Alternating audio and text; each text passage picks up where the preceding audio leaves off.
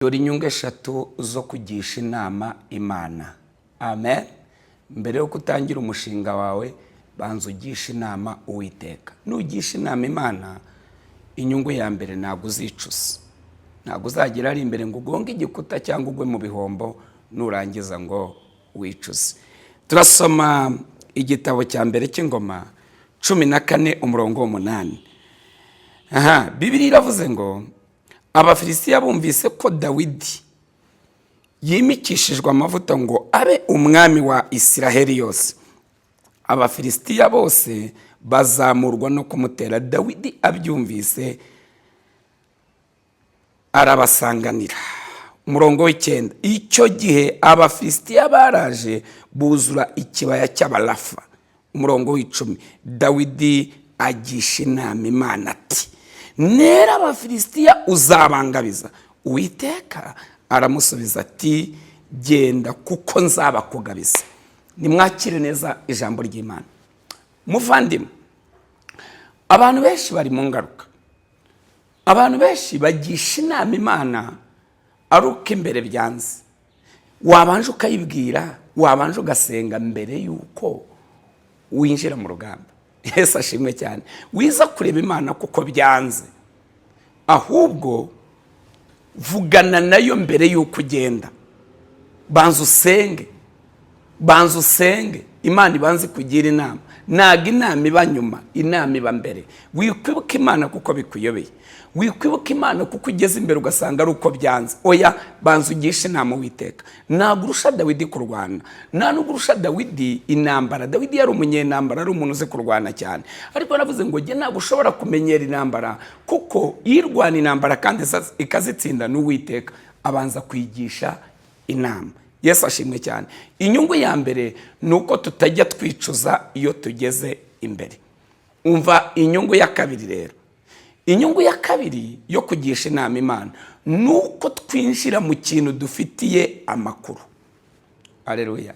Twinjira mu kintu dufiteho amakuru. Icya mbere ni amakuru. Ukeneye amakuru yaho utazi, kandi aho utazi ari uwahagutanze.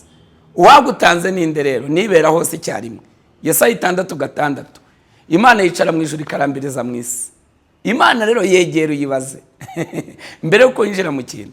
Banza uyigishe inama, nubwo itavuga ariko yibwire, kuko imenya ibitaraba. Yabwiye sa ngo nzakujya imbere hataringaniye maringaniza.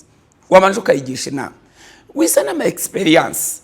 Banza ugisha inama Uwiteka. Uyu munsi hari igihe ujya mu bintu ugasanga ni byiza, ejo wabisubiramo ugasanga byabaye bibi. Ariko hari ufite amakuru y'ejo hawe mbere yuko uhagera. Hari ufite amakuru yawe ujya mbere yuko uhinjira. Uyu munsi hari igihe ujyamo bigakunda, ejo wajyamo ugasanga nibikunze. Ugasanga rero urimo kwicuza. Yesu ashimwe cyane.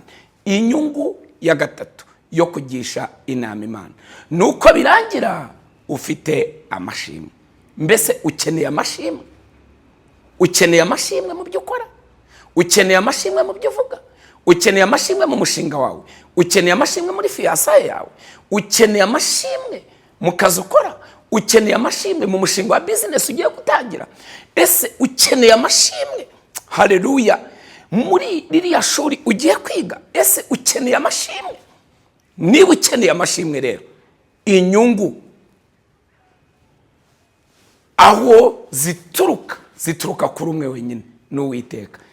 Ibanga rero aho bihishe ni ukugisha inama Uwiteka. Banza ugisha inama Imana, uzatsinda nk'uko Dawidi yatsinze. Ndakwifuriza kugisha inama Imana muri ibi bikorwa ugiye kwinjiramo. Ndakwifuriza kugisha inama Imana muri iyi mirimo ugiye kujyamo. Hari igihe uhura n'umuntu akakubaza ngo pastor, sengera, uru rugo ndimo ni urwanjye cyangwa se si urwanjye?